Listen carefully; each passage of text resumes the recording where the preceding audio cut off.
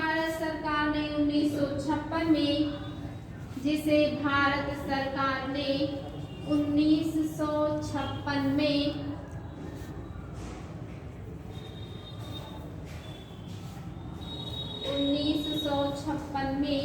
Share बाजार के रूप में मान्यता प्रदान की। 1956 में शेयर बाजार के रूप में मान्यता प्रदान की। शेयर बाजार के रूप में मान्यता प्रदान की। बॉम्बे स्टॉक एक्सचेंज या BSE, बॉम्बे स्टॉक एक्सचेंज प्रतिभूतियों, शेयरों, डिवेंचर्स, प्रतिभूतियों, शेयरों, डिवेंचर्स,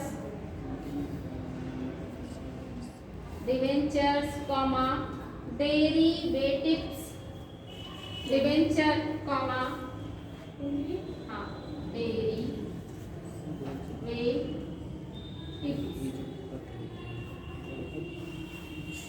डेरिवेटिव्स,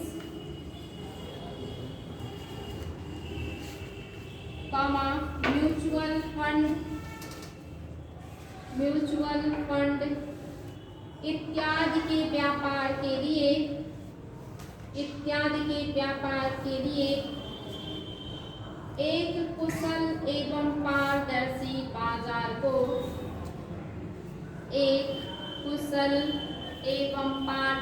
बाजार को स्थापित करता है।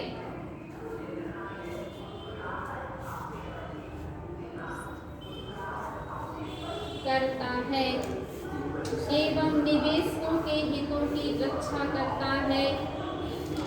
एवं निवेशकों के हितों की रक्षा करता है। एवं निवेशकों के हितों की रक्षा करता है। एवं निवेशकों की शिकायत का निवारण करता है। एवं निवेशकों के शिकायत का निवारण करता है।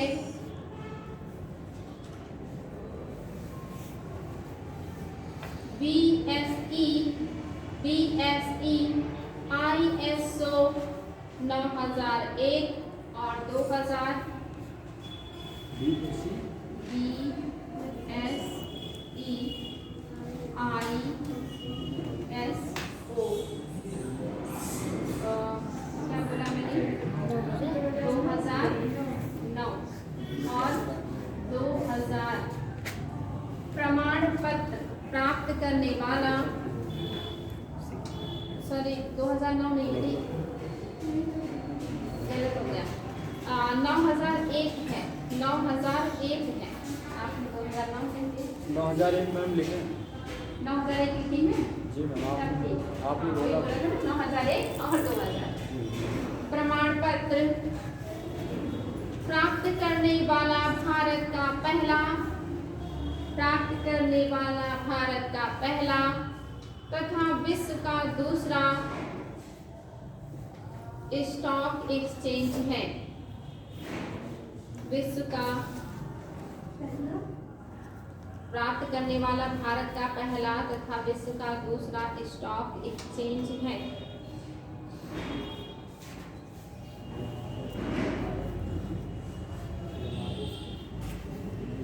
Next heading Sensex.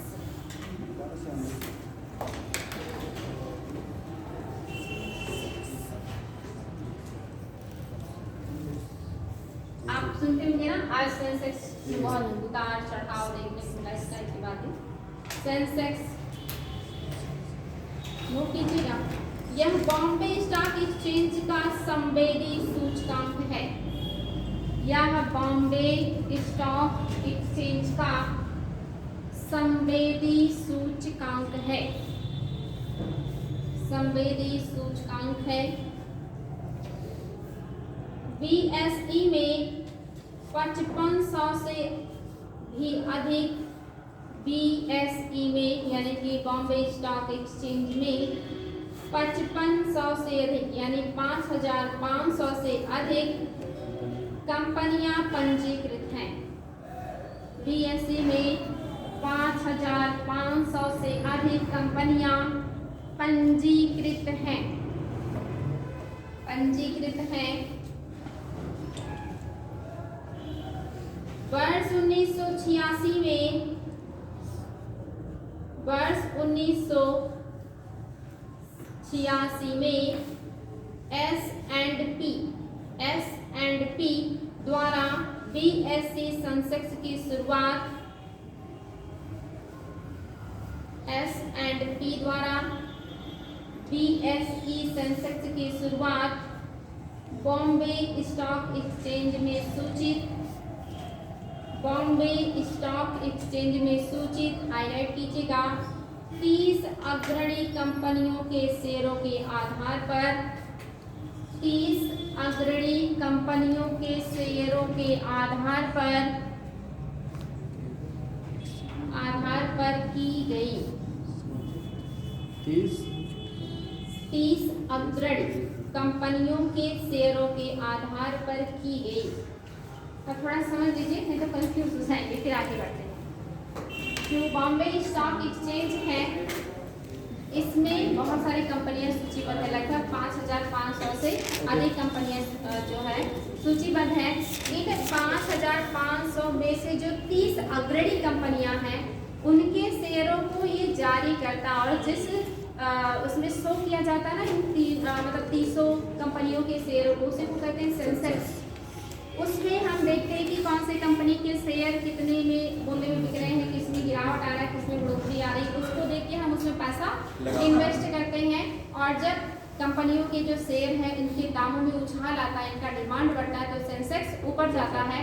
और जब इनके शेयरों के डिमांड में कमी आती है, तो सेंसेक्स नीचे जाता है। इसी को कहते हैं कि आज सेंसेक्स बाजार में उछाल देखने को मिला, या आज काफी गिरावट थी, यानी कि लोगों ने कम निवेश किया।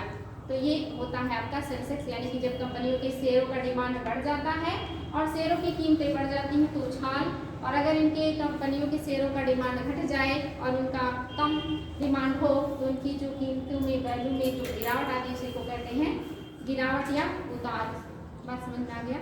मतलब समझ में आ रहा है? कोई दिक्कत तो नहीं हो रही है कि क्या चल रहा है? आगे बढ़ेंगे। आपने देखा कि विश्व का कहाँ पहुंचे मीटिंग नहीं, आधार पर की गई, कंपनियों के शेयरों के आधार पर की गई, यहाँ तक हो गया। आगे सेंसेक्स का आधार वर्ष 1978-79 है, सेंसेक्स का आधार वर्ष 1978-79 है, 1978-1979 है। सेंसेक्स में होने वाले उतार चढ़ाव को, सेंसेक्स में होने वाले उतार चढ़ाव को BSE में सूचीबद्ध, सेंसेक्स में होने वाले उतार चढ़ाव को BSE में सूचीबद्ध 30 कंपनियों के शेयरों के समग्र मूल्य में होने वाले, सूचीबद्ध 30 कंपनियों के शेयरों के मूल्य में होने वाले, सूचीबद्ध 30 कंपनियों के शेयरों के समग्र मूल्य में होने वाले उतार चढ़ाव के रूप में देखा जाता है।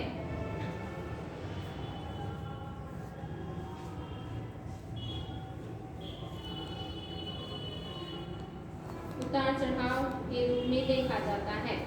इसे भारतीय स्टॉक बाजार का प्रतिनिधि सूचकांक माना जाता है। इसे भारतीय स्टॉक बाजार का प्रतिनिधि सूचक माना जाता है। अब बात समझ में आ गया कि बॉम्बे स्टॉक एक्सचेंज के द्वारा ही सेंसेक्स जारी किया जाता है। बॉम्बे स्टॉक एक्सचेंज में 5,500 कंपनियों से अधिक कंपनियां रजिस्टर्ड हैं, लेकिन उसमें से जो 30 सबसे अग्रणी प्रभावशाली कंपनियां हैं, उन्हीं के शेयरों को इस सेंसेक्स में शो किया जाता है।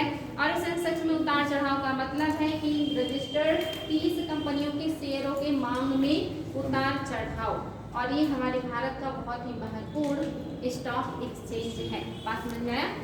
दुनिया के कुछ स्टॉक एक्सचेंज हैं, जैसे न्यूयॉर्क का जो है इसके शेयर बाजार को डॉव जोन्स कहते हैं। डॉव जोन्स, न्यूयॉर्क के शेयर जो बाजार है उसको डॉव जोन्स कहते हैं। और आपका यूएसए का नैस्डैक कहलाता है। अब देखिए यहाँ दो है, न्यूयॉर्क का अलग है, यूएसए का अलग है। यूएसए का क्या है? नैस्डैक। और न्यूयॉर्क का क्या है? Dow Jones. जापान का निक्की है, वहाँ के शेयर बाजार को निक्की कहते हैं। नॉर्वे का ओस्लो, चीन का संघाई राजधानी के नाम पर ही है इनका। लंदन का लंदन के नाम पर ही है। लगभग बाकी सबका इन्हीं के नाम पर है। चीन का शेंजेन कहा जाता है। तो सबका बाकी वही, बस अमेरिका और न्यूयॉर्क का ही थोड़ा महत्वपूर्ण है। रीडिंग कीजिएगा। National stock exchange, national stock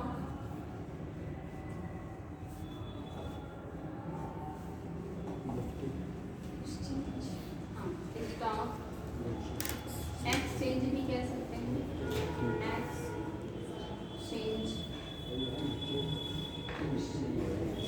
national stock exchange, इसका इंग्लिश क्या होगा?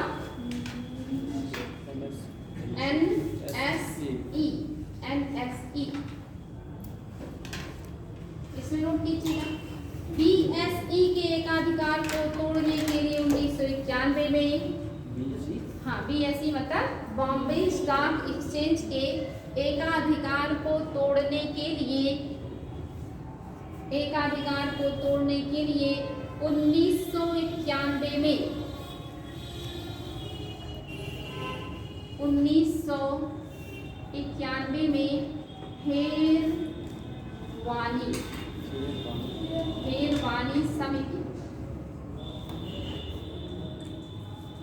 हेरवानी समिति ने नेशनल स्टॉक एक्सचेंज की स्थापना की सिफारिश की। हेरवानी समिति ने नेशनल स्टॉक एक्सचेंज की स्थापना की सिफारिश की।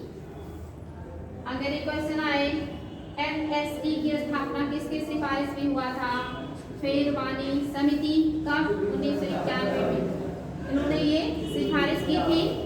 क्यों स्थापना हुआ था इसका?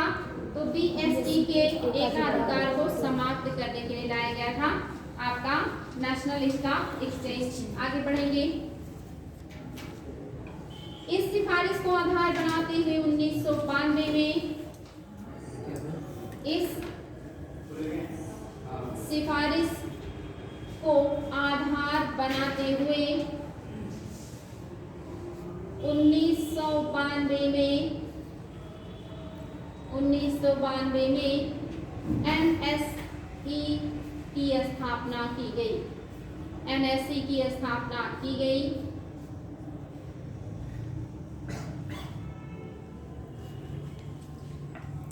NSE को अप्रैल 1993 में, NSE को 1993 में हाईलाइट कर लीजिएगा, 1993 में सेबी द्वारा स्टॉक एक्सचेंज के रूप में मान्यता प्रदान की गई। सेबी द्वारा स्टॉक एक्सचेंज के रूप में मान्यता प्रदान की गई।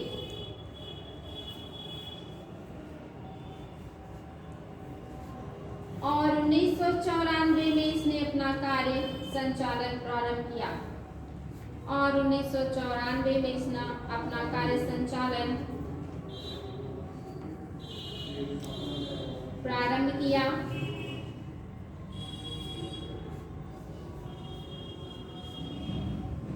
पहला पॉइंट कि NSE की स्थापना BSE के एकाधिकार को समाप्त करने के लिए किया गया। हेरवानी समिति ने 1991 में सिफारिश की और उन्हीं के सिफारिश के आधार पर 1992 में इसकी स्थापना हुई। 1993 में सेबी ने इसको स्टॉक एक्सचेंज की मान्यता दे दी और 1994 से इसने काम करना शुरू कर दिया था। अब बात ये करेंगे कि इसे शुरू करने में किन किन लोगों ने अपना योगदान किया, कौन कौन सी संस्था है जिनकी पूंजी इसमें लगी हुई है, ये क्वेश्चन आया है, ठीक ना। तो इम्पोर्टेंट पॉइंट लिखने जा रहे हैं, हाईलाइट करके लिखिएगा। नेशनल स्टॉक एक्सचेंज की मुख्य प्रवर्तक कंपनी NSE की प्रमुख या मुख्य प्रवर्तक कंपनी IDBI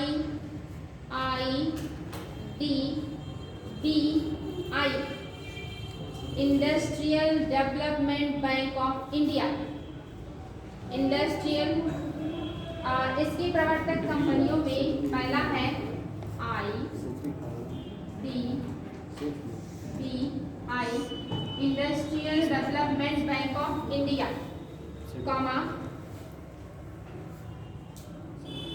राष्ट्रीय शेयर बाजार के अन्य प्रवर्तकों में SBI राष्ट्रीय शेयर बाजार के अन्य प्रवर्तकों में यानी NSE के अन्य प्रवर्तकों में भारतीय स्टेट बैंक, भारतीय जीवन बीमा निगम LIC, भारतीय जीवन बीमा निगम, सामान्य बीमा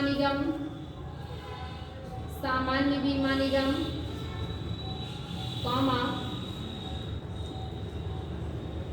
भारतीय औद्योगिक वित्त निगम,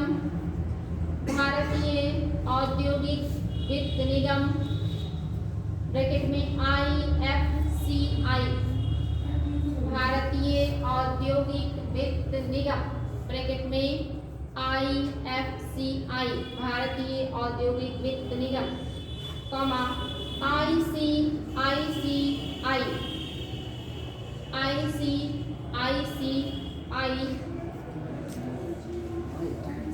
बैंक, ये बैंक है, ICICI बैंक है, stock holding corporation of India limited, stock holding corporation of India limited, stock holding corporation of India limited, SBI capital market limited, SBI capital market limited,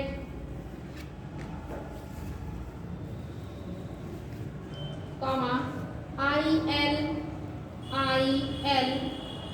और FSIL और FS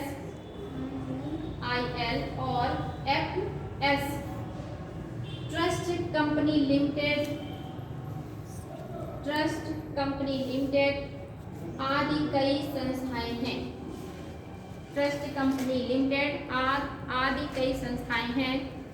इसका मुख्यालय भी मुंबई में है।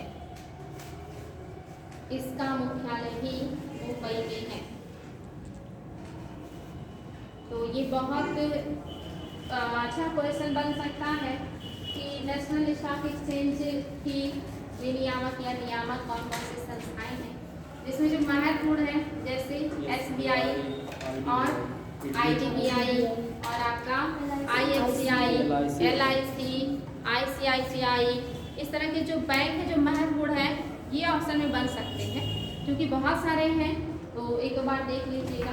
Next heading Nifty. हाँ, ये Sensex था। दूसरा है निफ्टी।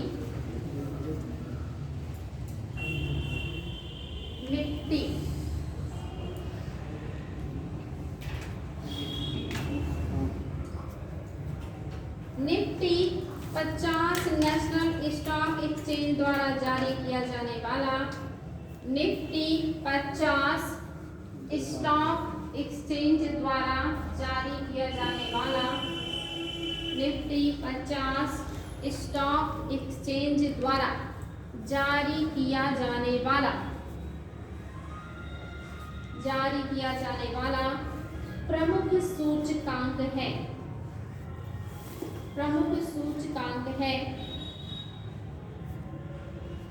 नेशनल स्टॉक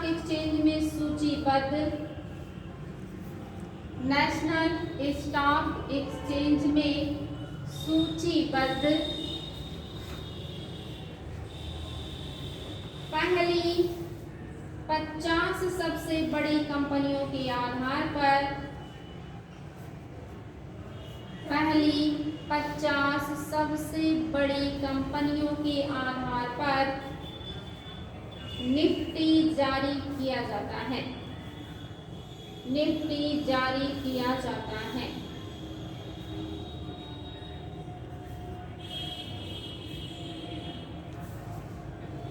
किया जाता है।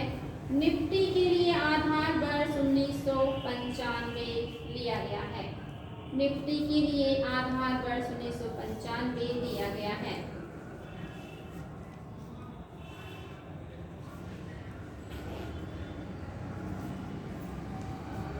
यानी बॉम्बे स्टॉक एक्सचेंज जो 30 कंपनियों का शेयर जारी करता है वो सेंसेक्स होता है, और जो आपका नेशनल स्टॉक एक्सचेंज है ये जो 50 बड़ी महत्वपूर्ण कंपनियों का जारी करता सूचकांक वो निफ्टी होता है। बात समझ में आ गया?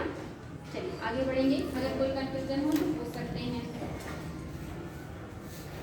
हेडिंग कीजिएगा over the counter exchange of India.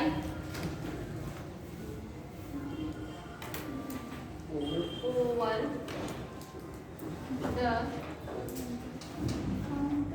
Counter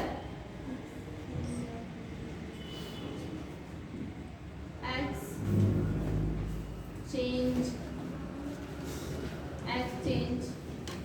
of India. Over the counter exchange of India.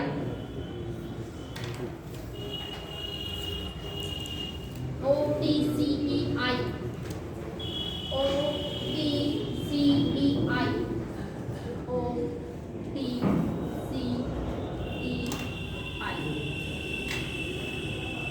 कभी इसका फुल फॉर्म भी पूछ सकता है।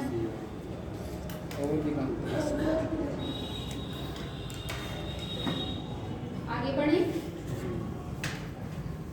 Over the counter exchange of India limited की स्थापना 1990 में की गई। Over the counter exchange of India की स्थापना 1990 में की गई।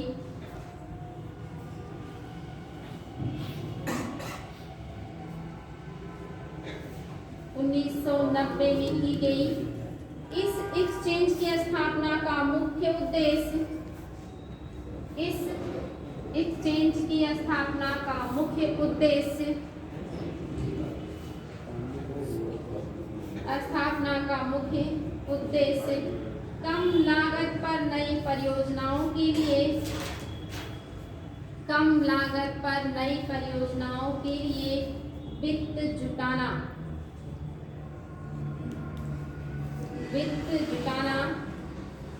निवेशकों को पारदर्शी एवं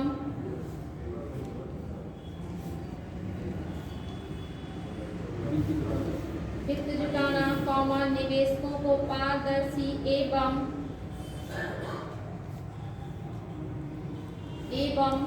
कुशल तरीके से ट्रेडिंग सुविधाएं उपलब्ध कराना था। कुशल तरीके से ट्रेडिंग सुविधाएं उपलब्ध कराना था।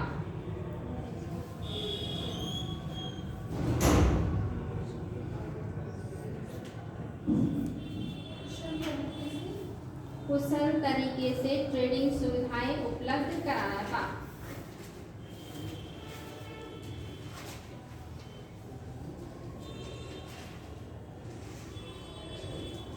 Next heading derivatives.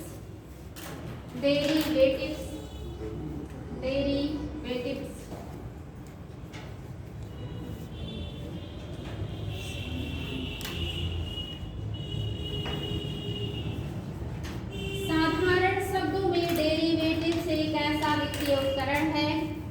साधारण शब्दों में डेरिवेटिव्स एक ऐसा वित्तीय उपकरण है।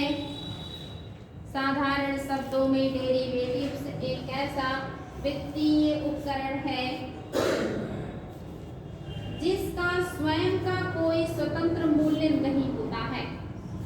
जिसका स्वयं का कोई स्वतंत्र मूल्य नहीं होता है।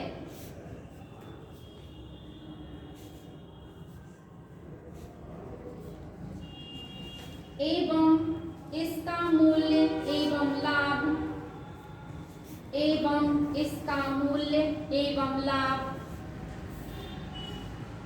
इसके अंतर्गत अंतर्निहित, इसके अंतर्गत अंतर्निहित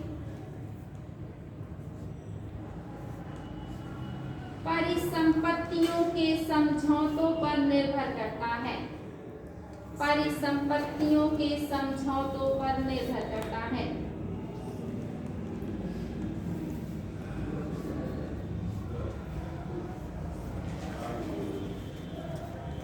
डेरिवेटिव्स एक प्रकार का फॉरवर्ड फ्यूचर ऑप्शन, डेरिवेटिव्स एक प्रकार का फॉरवर्ड फ्यूचर ऑप्शन, एक प्रकार का फॉरवर्ड फ्यूचर ऑप्शन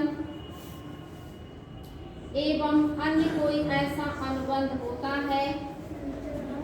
डेरिवेटिव्स एक प्रकार का फॉरवर्ड फ्यूचर ऑप्शन एवं अन्य कोई ऐसा अनुबंध होता है, अनुबंध होता है जिसमें भविष्य में किसी निश्चित समय सीमा, जिसमें भविष्य में किसी निश्चित समय सीमा या निश्चित तारीख को, निश्चित समय सीमा या निश्चित तारीख को किसी वित्तीय परिसंपत्ति या किसी वित्तीय परिसंपत्ति या प्रतिभूतियों के क्रय विक्रय से संबंधित, किसी वित्तीय परिसंपत्ति या प्रतिभूतियों के क्रय विक्रय से संबंधित अनुबंध किया जाता है।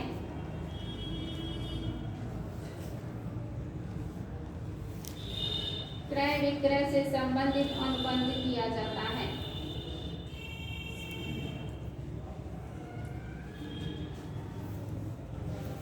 बात समझ में आया? तो डेरिवेटिव्स क्या है?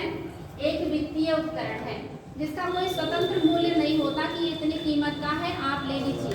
इसके अंतर्गत एक फ्यूचर, फॉरवर्ड फ्यूचर मतलब आने वाले समय में को ध्यान में रखते हुए या आने वाले समय में आपको उसका मूल्य दिया जाएगा, ये वायदा किया जाता है। यह इस तरह का अनुबंध होता है जिसमें उसके तहत आपको चाहे आप वित्तीय परिसंपत्तियां या किसी भी विनिमय पत्र या इस तरह की संपत्ति का क्रय विक्रय कर सकते हैं। जैसे मान लीजिए आपके पास कोई ऐसी संपत्ति है, आपने किसी से कह दिया कि आप मुझे दे दीजिए इतना पैसा और बदले में मैं ये चीज़ आपको फ्यूचर में आपके नाम रखूंगा।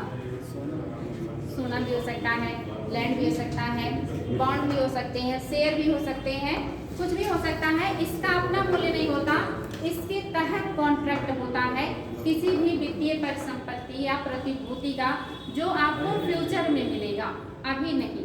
फॉरवर्ड मतलब आगे, भविष्य में जो निश्चित तारीख होगा, जो निश्चित समय होगा, उस पर इसके तहत रखी गई परिसंपत्ति या प्रतिभूति को क्रय विक्रय करने का या उसके मूल्य का आपको भुगतान किया जाएगा। बात समझ में आए?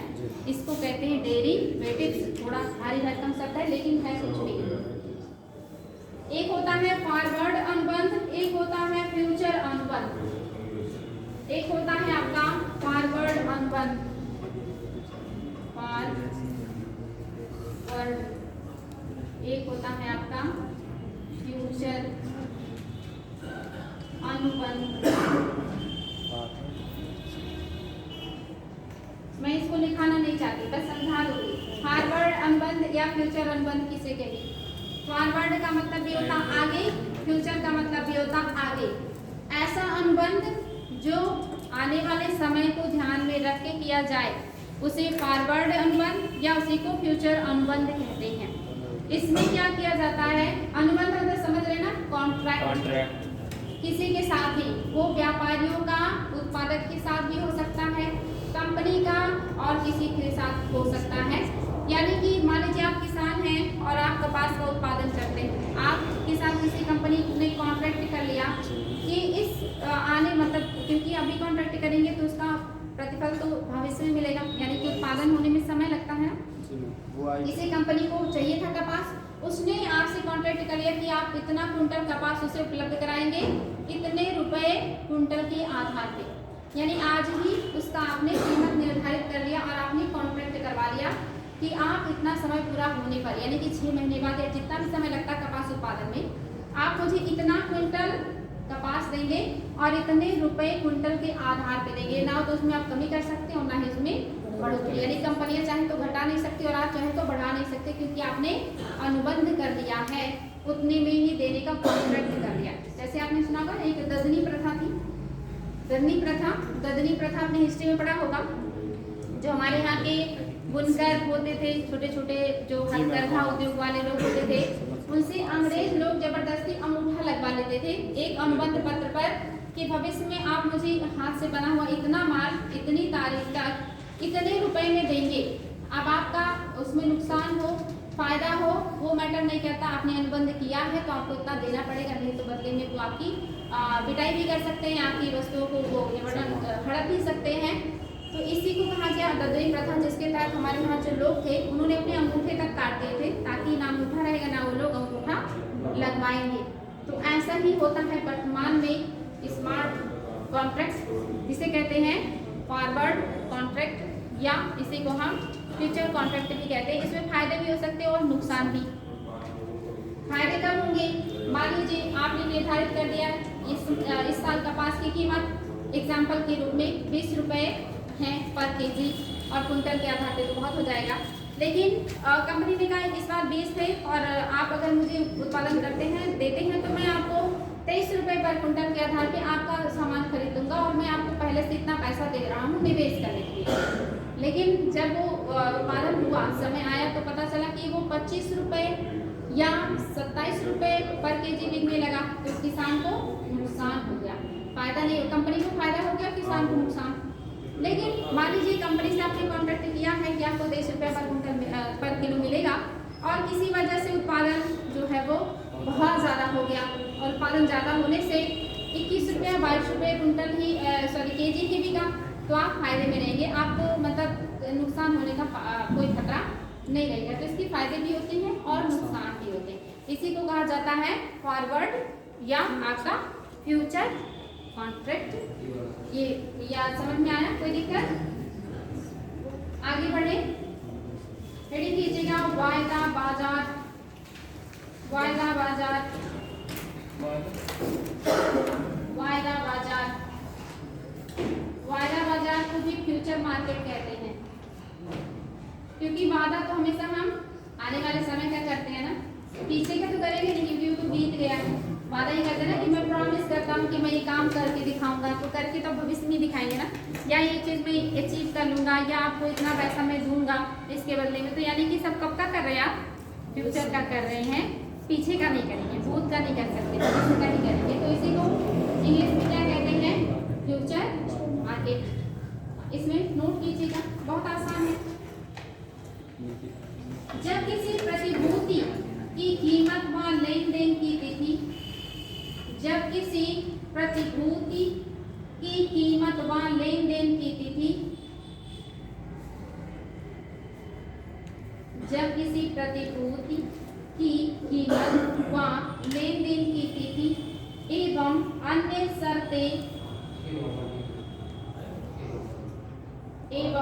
शर्तें वर्तमान में ही निर्धारित हो जाएं, वर्तमान में ही निर्धारित हो जाएं और प्रतिभूति का क्रय विक्रय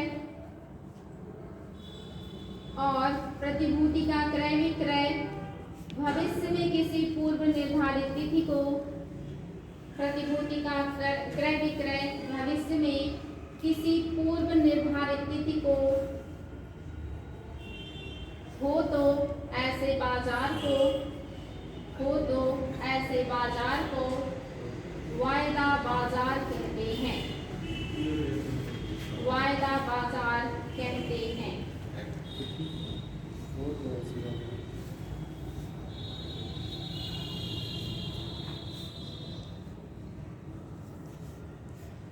नेक्स्ट हेडिंग, पूंजी बाजार से संबंधित महत्वपूर्ण शब्दावलियां।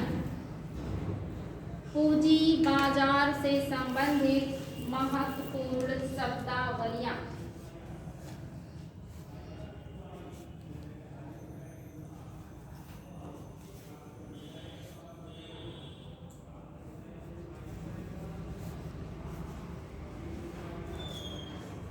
इसमें कीजिएगा डिबेंचर तथा बॉन्ड, डिबेंचर तथा बॉन्ड, डिबेंचर तथा बॉन्ड। डिबेंचर को क्या कहते हैं हिंदी में? ऋण पत्र कहते हैं, और बॉन्ड का आप जान ही रहे हैं। तो बताएं दोनों किस लिए जारी किए जाते हैं? वित्त इकट्ठा करने के लिए। कौन जारी कर सकता है? ये कंपनियां। क्या सरकार भी जारी कर सकती है? अभी आपने पढ़ा ना, सरकार प्रतिभूतियां भी जारी कर सकती है, बॉन्ड भी जारी कर सकती है। अगर उसको लेखा करें राज्यपाल या राष्ट्रपति के हस्ताक्षर होंगे तो वो सरकारी बॉन्ड, और अगर वो कॉर्पोरेट जगत के द्वारा जारी किया गया तो कॉर्पोरेट बॉन्ड कहलाता है। तो डिबेंचर और बॉन्ड दोनों ही पैसा प्राप्त करने का एक माध्यम है या तरीका है। दोनों में अंतर क्या है बताएं, दोनों में अंतर क्या है? कोई अंतर अगर आपको पता है तो बताएं।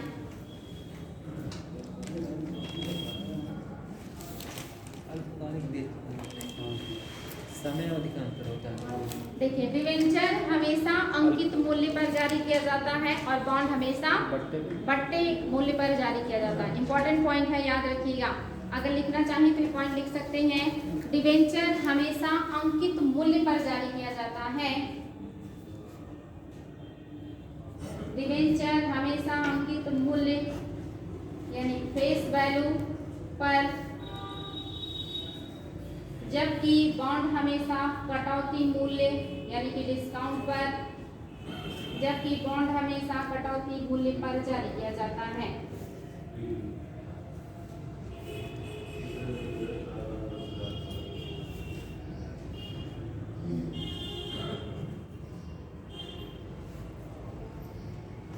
यानी इस पर क्या मिलेगा आपको?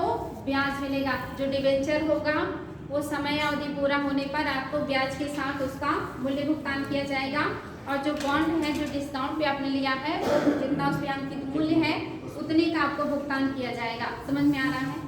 अगर किसी बच्चे को ना आ रहा हो तो बता सकता है। ठीक है, तो आगे बढ़ते हैं। Next heading, zero coupon bond. Zero coupon bond, ये क्वेश्चन भी आया है कि जीरो कूपन बॉन्ड किसे कहते हैं? जीरो कूपन बॉन्ड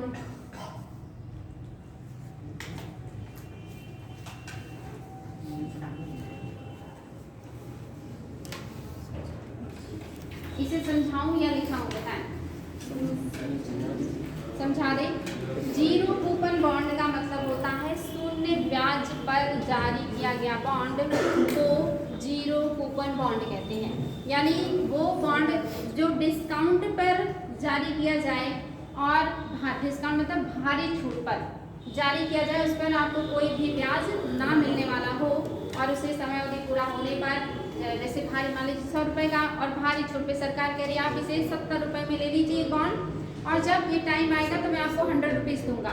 तो भारी डिस्काउंट पे आपको मिला और इस पर आपने बाद में अंकित मूल्य के आधार पे पैसा प्राप्त किया, तो ऐसे बॉन्ड को कहते हैं जीरो कूपन बॉन्ड। ये क्वेश्चन आया है कि इस पर ब्याज सहित बॉन्ड होता है, तो ये ब्याज रहित बॉन्ड होता है, भारी छूट पे जारी किया जाता है, इसी को कहा जाता है जीरो कूपन बॉन्ड। किसी को कोई दिक्कत?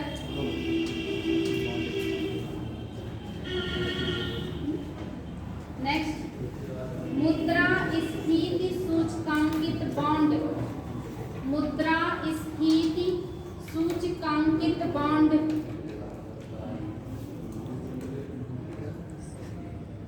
मुद्रास्फीति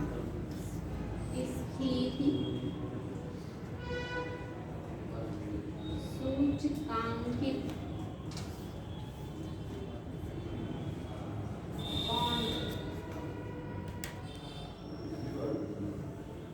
मुद्रास्फीति सूचकांकित बॉन्ड, इसका मतलब समझ जब हाँ मुद्रा की वैल्यू कम होगी तो वो और एक्स्ट्रा पैसा देगा उसके जो बॉन्ड जाएगा। यानी ऐसा बॉन्ड, जैसे पहले क्या होता था, आपने मान लीजिए बॉन्ड खरीद लिया और वो बॉन्ड दीर्घकाल का है, यानी कि 1 वर्ष से अधिक की परिपक्वता अवधि उसकी। आपने लिया बॉन्ड और आपने आज बॉन्ड लिया, मान लीजिए 100 रुपीज़ का बॉन्ड था, आपने इसको 90 रुपये में प्राप्त किया कि जब 1 साल बाद वापस करूंगा तो मुझे इस पे 100 रुपीज़ मिलने वाले हैं। लेकिन 1 साल के बाद जब उसको वापस करके आपको 100 रुपीज़ मिलने वाला था, इस दरमियान मुद्रास्फीति ज़्यादा हो गई, यानी पैसे की वैल्यू घट गई और वस्तु और सेवाएं महंगी हो गई। जो वस्तु और सेवाएं आप 90 रुपये में प्राप्त कर सकते थे, अब उसे आपको प्राप्त करने के लिए 110 रुपया लग रहा है या 100 रुपीज़ लग रही है। तो क्या इस 1 साल में आपको कोई फायदा हुआ? 1 साल के बाद जो आपने निवेश किया था उससे आपको फायदा हुआ? अगर 110 पहुंच गया तब तो आपको 10 रुपये का नुकसान हुआ। तो ऐसी स्थिति से बचने के लिए सरकार ने क्या किया? नया नियम लागू किया। कैसा बॉन्ड जारी करना? मुद्रास्फीति सूचकांकित बॉन्ड। यानी अगर आप ऐसे बॉन्ड को लेते हैं और उसके तहत जो आपको पैसा मिलने वाला है, उस आधार पे अगर मुद्रास्फीति बहुत ज़्यादा आ गई है तो उस आधार पे उसकी कीमत में फिर बढ़ोतरी करके आपको पे किया जाएगा, जिससे आपका नुकसान ना हो। बात समझ में आए? तो क्या लिखवाना पड़ेगा? नाम से ही विधि याद रहेगा? नाम से ही पता चलेगा। नाम से पता चल रहा है, सबको नाम से पता चल रहा है, कोई समस्या नहीं होगी। नाम का इस्तेमाल। ठीक है, चलिए आगे बढ़ेंगे। नेक्स्ट हेडिंग म्यूचुअल बॉन्ड, नहीं सॉरी म्यूचुअल नहीं, म्यूनिसिपल बॉन्ड। म्यूनिसिपल, जो ये म्यूनिसिपल पार्टी होती है ना, वही म्यूनिसिपल बॉन्ड। म्यूनिसिपल बॉन्ड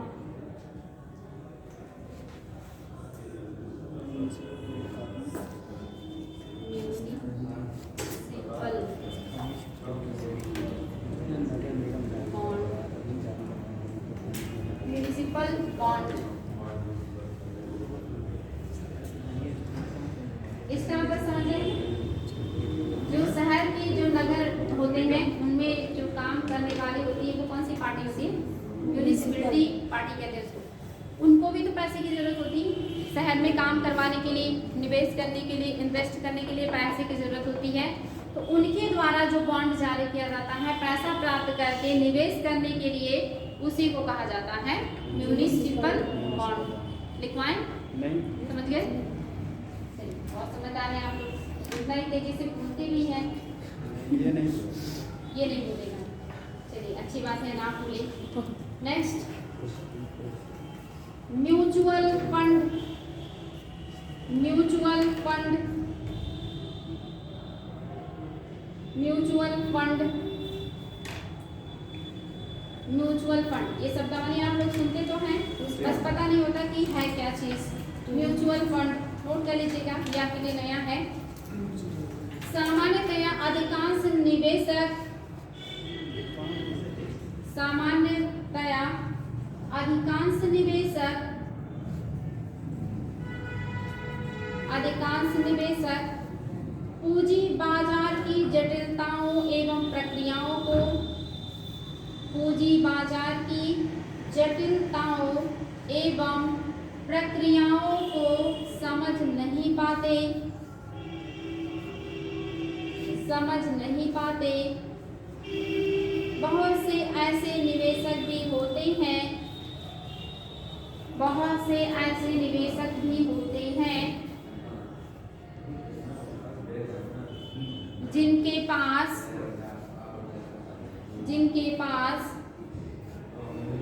समय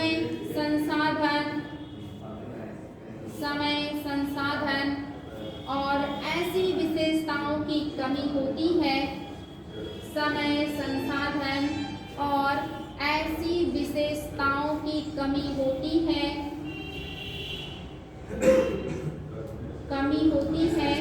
जिससे वे समय समय पर शेयर बाजार की, जिससे वे समय समय पर शेयर बाजार की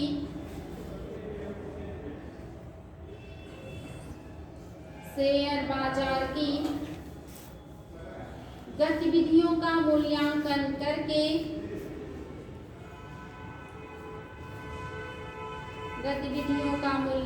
करके शेयरों में निवेश कर सके।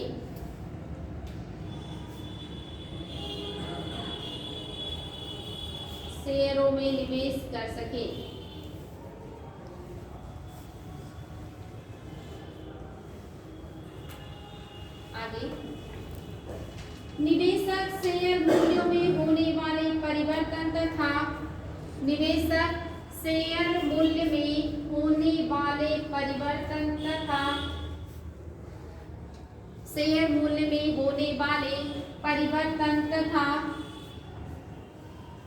उसके कारण होने वाली पूंजी हानि की संभावना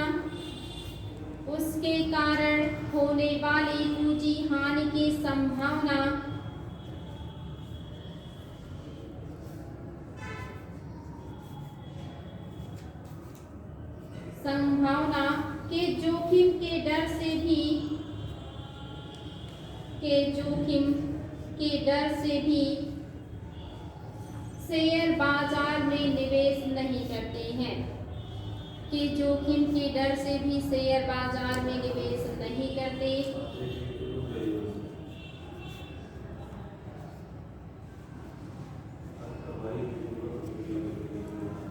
म्यूचुअल फंड एक पेशेवर रूप से प्रबंधित योजना है।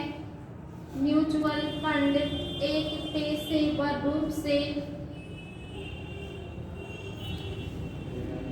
प्रबंधित योजना है।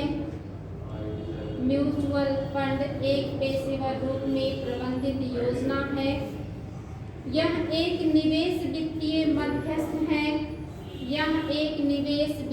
मध्यस्थ है जो छोटे निवेशकों की बचत को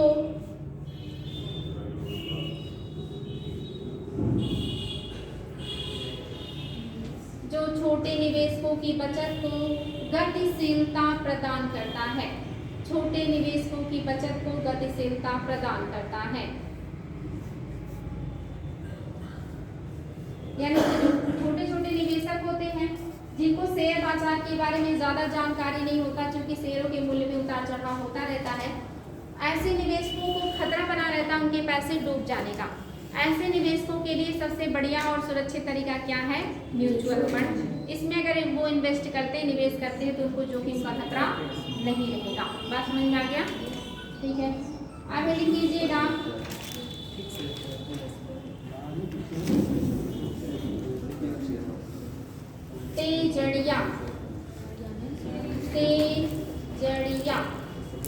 तेजड़िया को क्या कहते हैं? जब शेयर बॉन्ड में अंदाजा लगाया जाता है किसके मतलब इसकी वैल्यू बढ़ेगी। Bull, BULL। हाँ बताएं, क्या उत्तर दे रहे थे आप? जी मैम, जैसे कि अंदाजा लगाया जाता है कि शेयरों में मतलब बढ़ोतरी होगी, उसके लिए तेजड़िया से। और कुछ सही जा रहे हैं? पूरा कंप्लीट उत्तर? बीच में मैम जैसे दलाल होते हैं भाई। हाँ, ये तेजड़िया मंदरिया को शब्द जो हिंदी में प्रयोग किया जाता है हो जाता है दलाल। यानी ऐसे दलाल जो शेयरों के मूल्य में वृद्धि के अनुमान के आधार पर बहुत सारे शेयरों का क्रय कर लेते हैं कि भविष्य में शेयरों का दाम बढ़ेगा, तो बहुत सारे शेयरों का क्रय करते हैं, जिसे वो बेच करके जब मूल्य बढ़ जाता है तो बेच करके मुनाफा कमाते हैं। यानी ऐसे मतलब अब उनके लिए हिंदी में यही शब्द यूज होता है, दलाल। जब कोई व्यक्ति या व्यापारी या ऐसे काम करने वाले जो लोग हैं, या कहिए जब तेजड़िया को अनुमान लगाया, मतलब उसके द्वारा अनुमान लगाया जाता है कि भविष्य में शेयरों के दाम में उछाल आने वाला है, शेयरों का दाम बढ़ने वाला है, और इस अनुमान में वो बहुत ढेर सारे शेयरों का क्रय करके, खरीदारी करके इकट्ठा करने लगता है कि जब दाम बढ़ेगा तो मैं उसे बेच करके मुनाफा कमाऊंगा। और जब ये प्रोसेस करने लगता है और बड़े पैमाने में शेयर खरीदे जाने लगते हैं तो शेयरों का शॉर्टेज हो जाता है, और जब शेयरों का शॉर्टेज हो जाएगा तो अपने आप उनके मूल्य में बढ़ोतरी हो जाएगी, और जब उनका मूल्य बढ़ोतरी हो जाता है तब वो उन शेयरों को बेच करके मुनाफा कमा लेता है। इसी को क्या कहते हैं? तेजड़िया। तेजड़िया या इंग्लिश में कहेंगे बुल। बुल। मंदड़िया जब मैम बेचते हैं वो, बियर, इसको इंग्लिश में कहेंगे बियर, है क्या? जब मैम शेयर को जब बेचा जाता है अधिक मात्रा में तो उसकी वैल्यू घटने लगती है, उसका दाम गिरने लगता है, तो हाँ शेयर में कमी, शेयर के वैल्यू में मतलब कमी आ जाती है उसके मूल्य में। बिल्कुल, यानी कि मार्केट में जो आपका प्रतिभूति बाजार है, यहाँ पे सक्रिय ऐसा दलाल जो भविष्य में शेयरों की कीमत घटने का अनुमान लगाता है और उसके पास जो शेयर है उसे वर्तमान मूल्य पर बड़े पैमाने पे बेच देगा। जब वो वर्तमान मूल्य पे बेच देगा कि भविष्य में शेयर के दाम गिर जाएंगे तो नुकसान हो सकता है, तो जो मूल्य वर्तमान में उसी मूल्य पे बेच देता है। जब मंदड़िया लोग सक्रिय होते हैं ऐसे मतलब मार्केट में, तो वो लोग क्या करते हैं, बड़े पैमाने पे शेयरों को बेच देते हैं। जब वो बड़े पैमाने पे वर्तमान मूल्य पे शेयरों को बेचेंगे तो निश्चित ही शेयरों का मार्केट में मात्रा बढ़ जाएगा। मात्रा बढ़ने से उनकी वैल्यू घट जाती है, यानी कि मूल्य घट जाता है, और जब मूल्य घट जाता है तो फिर से कम मूल्य पर खरीद लेता है, तो फायदा हुआ ना, यानी ज़्यादा मूल्य पे बेचा और कम मूल्य पर शेयरों को फिर से खरीद लिया तो उसको फायदा हो गया। तो जो शेयरों के मूल्य के गिरने के अनुमान से फायदा कमाए वो मंदड़िया, और जो शेयरों के मूल्य के बढ़ने की उम्मीद में पैसे कमाए वो तेजड़िया। तो तेजड़िया और मंदड़िया याद रहेगा कि लिखवा दूं? नहीं, आप लोगों की क्या राय, लिखवा दें? चलिए लिखवा देते हैं, नहीं तो फिर आप लोग किसी को नहीं याद रहेगा तो दिक्कत हो जाएगा। रीडिंग कर लीजिएगा, तेजड़िया ब्रैकेट में बुल, BULL बुल। तेजड़िया वास्तव में वह व्यक्ति ऑब्लिक ब्रोकर है। तेजड़िया वास्तव में वह व्यक्ति ऑब्लिक ब्रोकर है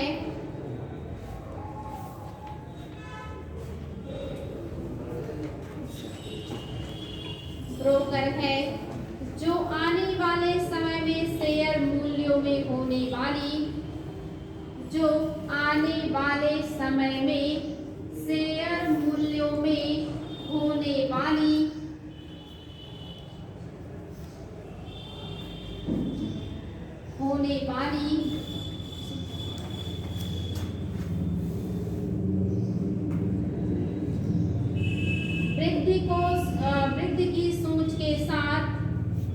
वृद्धि की सोच के साथ या तो शेयरों की बिक्री को तत्काल रोक देता है, वृद्धि की सोच के साथ या तो शेयरों की बिक्री को तत्काल रोक देता है, या तो शेयरों की बिक्री को तत्काल रोक देता है, या फिर उन्हें वर्तमान में सस्ते मूल्यों पर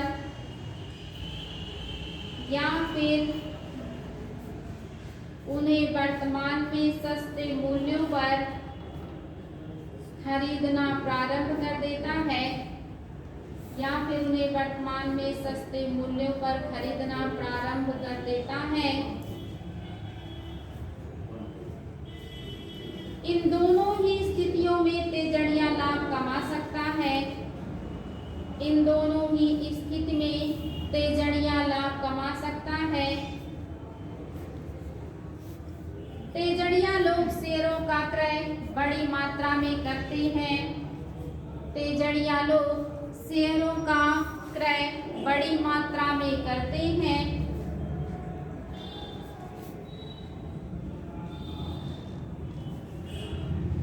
जिससे शेयरों की कीमत उछाल खा जाती है, जिससे शेयरों की कीमत उछाल खा जाती है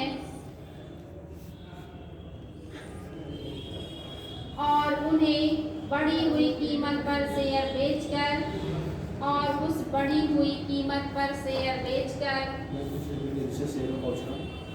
फिर से रिपीट कर रहे हैं, शेयरों का क्रय बड़ी मात्रा में करते हैं जिससे शेयरों की कीमत उछाल खा जाती है और उस बढ़ी हुई कीमत पर शेयर बेचकर तेजड़िया लाभ कमाते हैं। तेजड़िया के सक्रिय होने पर शेयर बाजार में शेयरों की कमी पैदा हो जाती है। कहाँ पहुंचे थे आप? हो गया। हो गया, जी। कमी हो जाती है, ठीक ना। कहाँ पे है बेटे? उछाल खा जाती है। हाँ, उछाल खा जाती है। उस बढ़ी हुई कीमत पर शेयर बेचकर तेजड़िया लोग लाभ कमाते हैं। तेजड़िया लोग लाभ कमाते हैं।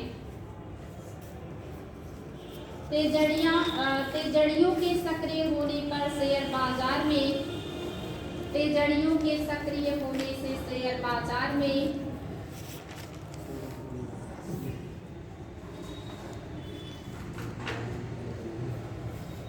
शेयरों की कमी पैदा हो जाती है, जिससे शेयर के मूल्य में वृद्धि हो जाती है, जिससे शेयर के मूल्य में वृद्धि हो जाती है। आप रीडिंग कर लीजिएगा मंदड़िया, जो कि आप लोगों को कल बताएंगे। रिविजन करके आइएगा। बहुत